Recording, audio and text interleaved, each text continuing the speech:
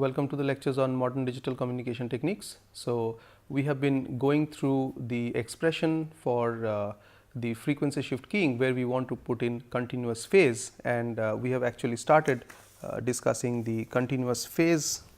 So, we have discussed continuous phase frequency shift keying, where we had identified the phase in terms of a relationship where there is the accumulation and the instantaneous signal having some kind of a modulation constant, where the signal is written in this form in the pass band, and in the equivalent low pass we have it in this form.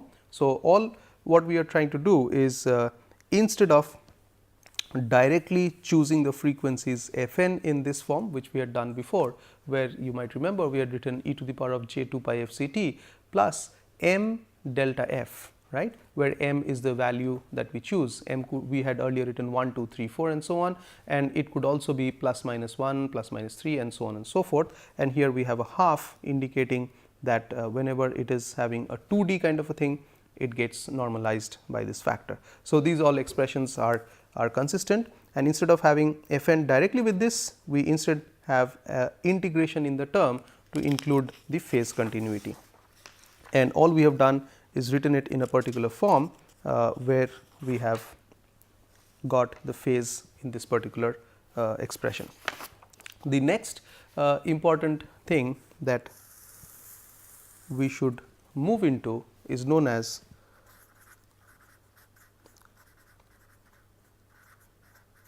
continuous phase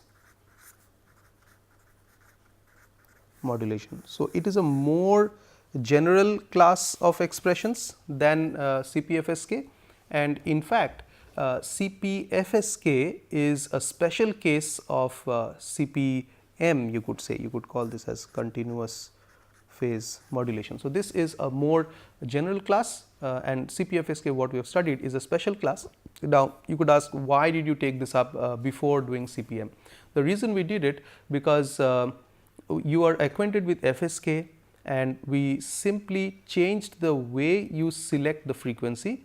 Instead of doing m multiplied by delta f, we said that you now use the continuous phase property, and what you do is you use the data sequence, which is the pulse amplitude modulated sequence, and you use the philosophy of FM. So, what we probably have skipped in the earlier discussion is that instead of having several oscillators that send out different frequencies, and you have to select between these, or you could say that you are selecting between these frequencies, and you are sending the signal out and choosing f n, which was m times delta f, or we also said it is half delta f times I n, where I n equals to plus minus 1, plus minus 3 and so on and so forth, right. What you do is you have one single oscillator where you modulate the frequency of this particular oscillator as some function of the original message sequence. So, in order to do that, so basically you had to do some frequency modulation with digital data. So, that would remind us of one of our very early discussions when we were looking at comparing analog communications and digital communications. We said that in analog communications you modulate the amplitude, the phase or the frequency directly as a function of the modulating signal m of t, the message signal, whereas here when you have to go immediately to digital without knowing much of digital transmission techniques, you could say that let my message signal take discrete values. I had said this in the beginning. If the message signal takes discrete values, that means one level or another level or another level, and I use this to modulate my carrier, be it the amplitude, the frequency or the phase, the signal I will get out of it would be looking similar to a digitally modulated signal, only thing I have to ensure is when I am maintaining an amplitude level, I have to maintain that for a certain duration of time, which is t. Now, that is exactly what we have done in the previous continuous phase frequency shift keying. We have chosen one oscillator and we have done frequency modulation of that oscillator. However, the input sequence was a digital sequence, right. So, we should remember that, and that is what we have actually expressed over here. So, you are doing continuous frequency modulation, and whatever expression we had over here is exactly what we have been using in the expression that we have here in this expression, or you would like to go for the carrier signal, which is here, that is here, where this is the phase which is in form of integration. So, I would strongly urge you that you look at frequency modulation and compare the FSK with that of a continuous phase FSK, so that these things are clear. This might appear a bit confusing, but this is nothing but frequency modulation with digital sequence. And when we did study this, we came to an expression where we had a form like this, and since we have a form like this, we say there is accumulation and then we explain the relationship. And now what we say is that this form is helpful, because what we would recognize this form is as a special case of continuous phase modulation. So, when I write the expression of phase for a continuous phase modulated signal, things will be a bit clearer, or things would be justified that why we are interested in writing in this particular form.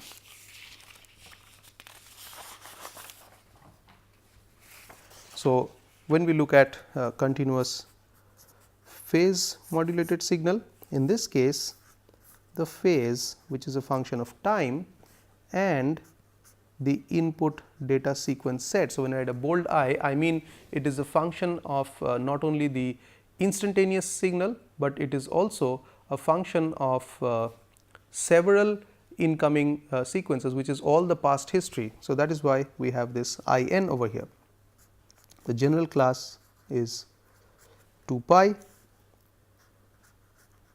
I k h k q of t minus k t. This is the phase of the signal valid for the signal interval n plus 1 t to n t. So, that means in this instant of time, which is between n plus t n t to n plus 1 t, this is the instantaneous phase, and this h k, this is the modulation index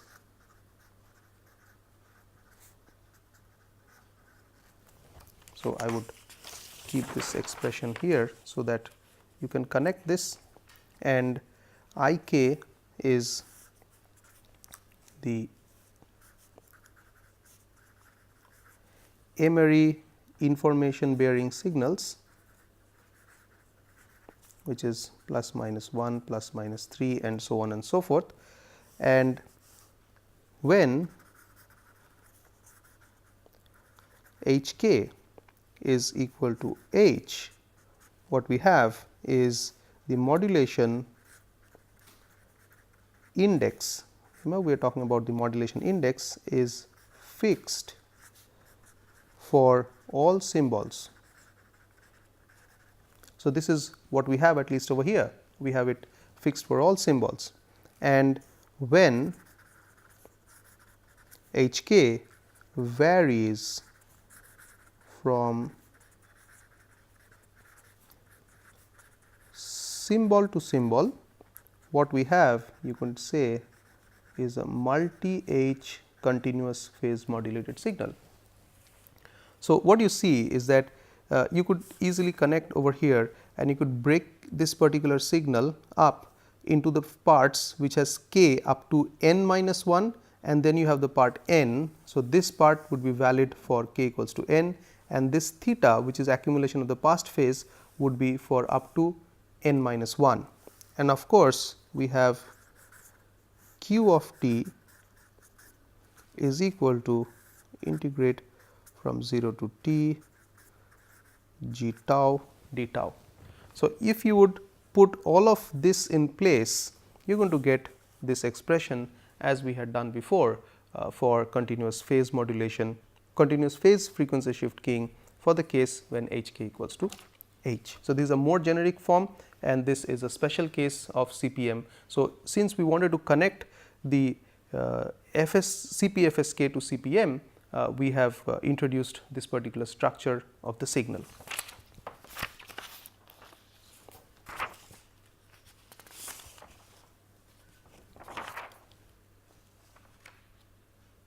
Right. So, you could say that this particular phase that we have phi of t, sorry, we have already discussed this phi t, and all I need to tell you here is that in general, I mean, if we have this g of t is the pulse shape, if you remember, g of t is equal to 0 for t greater than t. So, this is generally the form that we are used to. We would call a continuous phase modulated signal, which is a full response CPM signal. And if this is not equal to 0 for t greater than capital T, we would call it a continuous phase modulated signal, but it is a partial response signal, right. And things would be a bit clear if we look at some of the waveforms. So, suppose I have time t on the x axis and on the y axis I would draw g t, and then I would say that for the time interval 0 to t, g t looks like this, that is 1 by 2 t. This is exactly what we have used when we did CP FSK. So, for this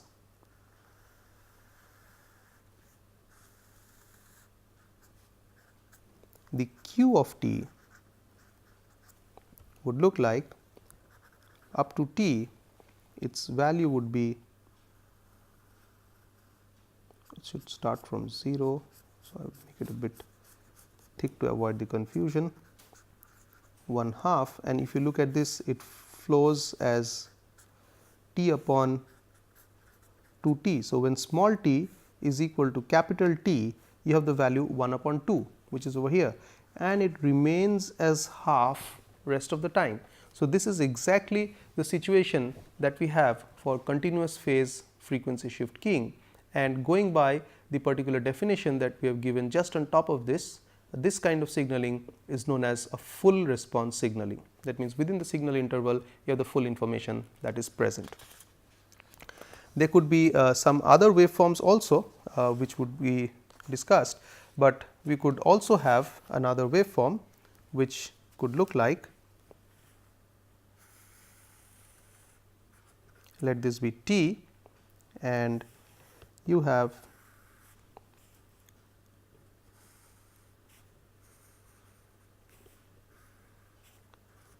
till 2 t, it is a rectangular pulse, and the amplitude is 1 upon 4 t. In this case, naturally you would extend the results that we have obtained earlier. So, this is t, this is of course our g of t, and this is of course q of t. In that case, till the time, so maybe there is a small difference in scale that is on the left hand side and the right hand side picture, but we will at least have these two scales which are the same. Till 2 t, you are going to have a value reaching half, and then it continues.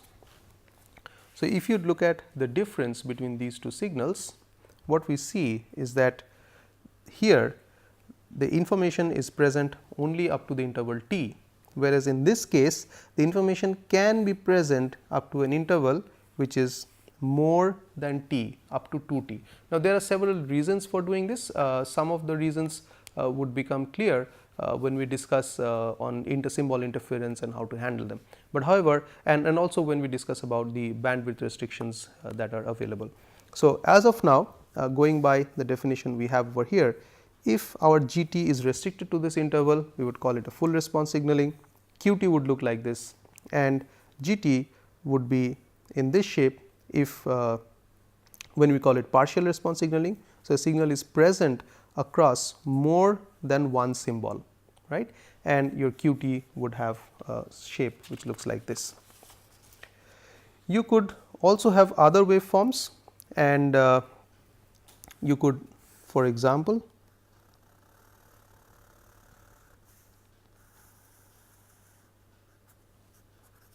you could have a waveform which would look like, let us say,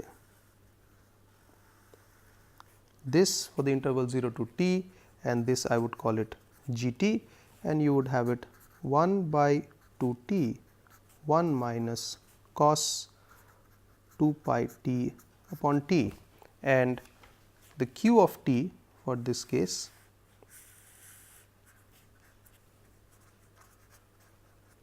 would look like a slowly rising, smooth rising, and then going ahead, and here the value is half and this is t. So, you can also recognize this is the full response signaling, and this kind of a pulse shape is a raised cosine pulse shape. We will talk about this kind of pulse shapes, of course, when we discuss inter-symbol interference. And you could also have a pulse shape which goes like this and it falls over here. So, this is 2 t, and your GT could be 1 upon 4 t 1 minus cos pi t by t. So, because you have a 2 t, this 2 cancels out, and your q of t would look like up to 2 t,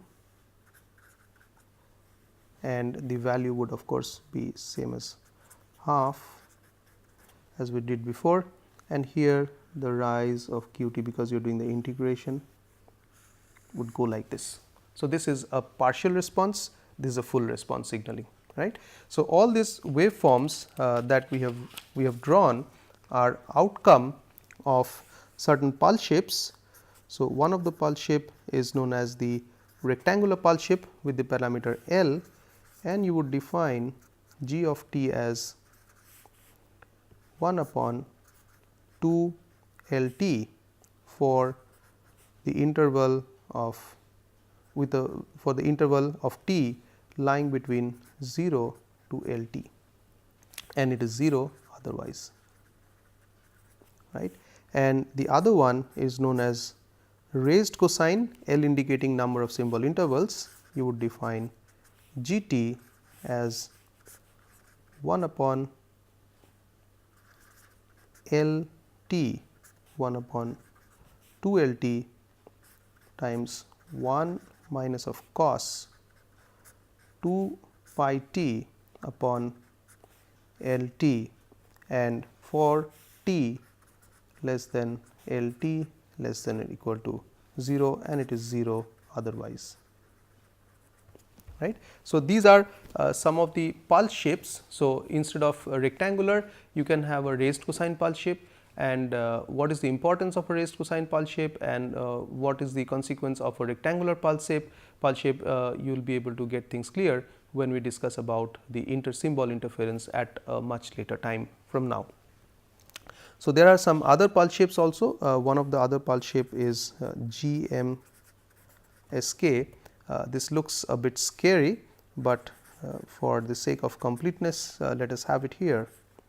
You have it, the q function of 2 pi with a b and t minus t by 2 upon ln of 2 raised to the power of half minus, I would put the minus over here, q function of 2 pi with a b is a bandwidth parameter, t plus t by 2, which clearly gives an offset natural logarithm of 2 raised to the power of half, and where q of t is equal to t to infinity 1 upon root 2 pi e to the power of minus x squared by 2 dt. So, it is a much complicated wave shape, a pulse shape, and one could get the g of t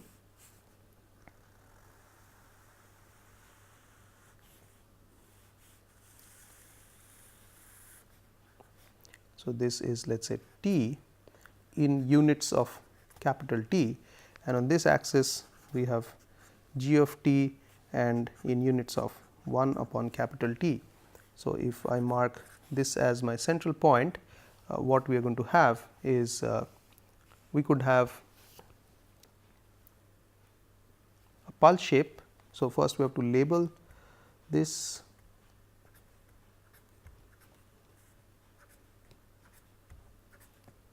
and we are labeling this as 1. So, remember this is t of t, that means t, 2t and 3t and 4t and so on, minus 1, minus 2. This is simply going on the left hand side, and if we have b t, so we could draw one of the pulse shape as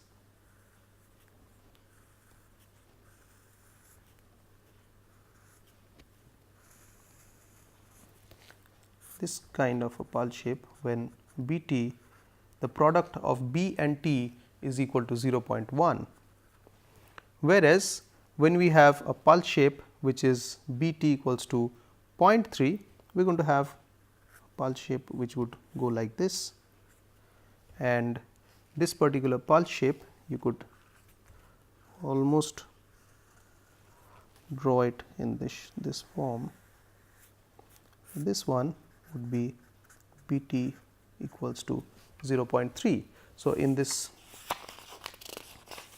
particular expression, the product of b and t is what we are looking at when we are drawing this particular picture. So, what we see is that as we are so if t is constant,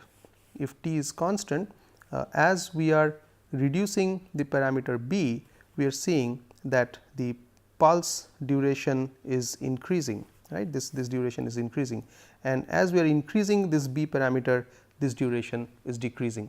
So, there is a trade off between the bandwidth and the pulse duration, and typically for this you could truncate the pulse up to nearly 1.5 t, and that would be good enough. So, there would be some approximations errors which are manageable. So, what this one tells you is, this particular figure tells you is that clearly this kind of a pulse is, I do not know how to place this because of limited view, this kind of a pulse is not a full response pulse, it is a partial response pulse, and just for your information that this kind of a pulse is very spectrally efficient and it maintains a lot of phase continuity, and this is one pulse shape that is used in one of the very successful communication system, that is GSM communication system, where GMSK pulse shape is used for transmitting the signals, because it restricts the signal from spreading a lot in the bandwidth. So, these are some of the examples of width memory modulation, and so to summarize at this point, I think it is important that we summarize the discussion, because we have discussed something which is quite different than what you have studied before. So, I would like to bring up the point that we did study FSK in the beginning, and when we studied FSK, we had Fn, that is selected frequency, would be chosen in terms of multiples of some spacing, and you could choose this delta f as 1 by t to maintain orthogonality, or you could write it in this form where you have In ranging from plus minus 1 plus minus 3, and therefore, this half it works out. So, all these are same. So, you could be switching between these oscillators. So, when you are switching between oscillators, we said that you would be bringing in a lot of quick frequency changes, thereby a lot of spectral outgrowth, and there might be phase discontinuity in the signal. So, to avoid that, you would like to do a frequency modulation with the digital sequence. So, that means you would like to go from this to this and then to this and maybe this and so on and so forth. So, you would be traveling along the different frequencies instead of jumping from this frequency to this frequency, or instead of jumping between the frequencies. So, instead of doing that, if you could smoothly go from one frequency to another, then there will be phase continuity. And to do that, what we said is, if you would recall your frequency modulation through this particular expression that we have. So, we use a similar method when we are doing this kind of modulation in case of FSK, and what we end up with is the expression which looks like this over here. So, we have this modulating signal which is similar over here, and then we said that well, you could do in terms of the carrier modulated signal, where we have isolated the phase term from the carrier term. We restructured the expression in such a way that we get a form where we have a structure which looks like this, and at the bottom of this page you could see here theta n, which is the accumulation of the previous terms, and therefore, we have stated that you have accumulated the previous information through this, and which is the memory, and since this is controlling the amount of information that is used for choosing the phase, this is termed as the modulation index. And then we finally said that these class of modulation are a subclass of continuous phase modulation, and the continuous phase modulation, when we discussed, we said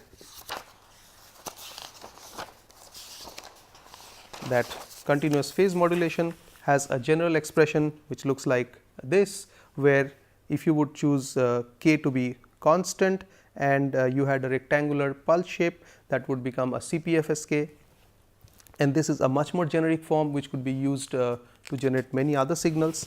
And then we defined that if your pulse shape is not restricted to t, that is what you have over here, you have a partial response signaling, and then we moved on further and we gave the example of or the numerical form of certain pulse shape, and which we drew to explain how would the pulse shape look like. And one particular example we took where there is a bandwidth factor associated, and finally, we said that if you look at the graphs, what you would find is if I keep t constant, as I change the bandwidth factor, there is an opposite influence on the pulse duration, where one particular value of Bt, that is 0.3, is used in practical communication systems. But what I am trying to point out through this is that these practical communication systems are an outcome of the kind of signals which we have just seen, and unfortunately, these expressions are not as straightforward as the memory less modulation, but the advantage that you get through this is there is less spreading of bandwidth, and there is a lot of phase continuity that can be brought in through these modulation techniques.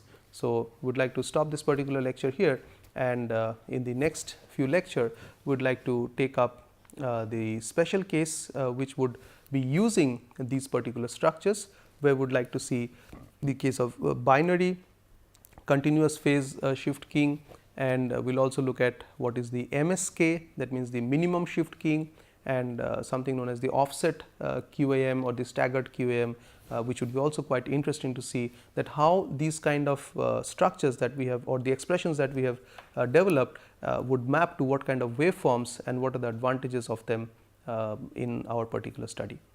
Thank you.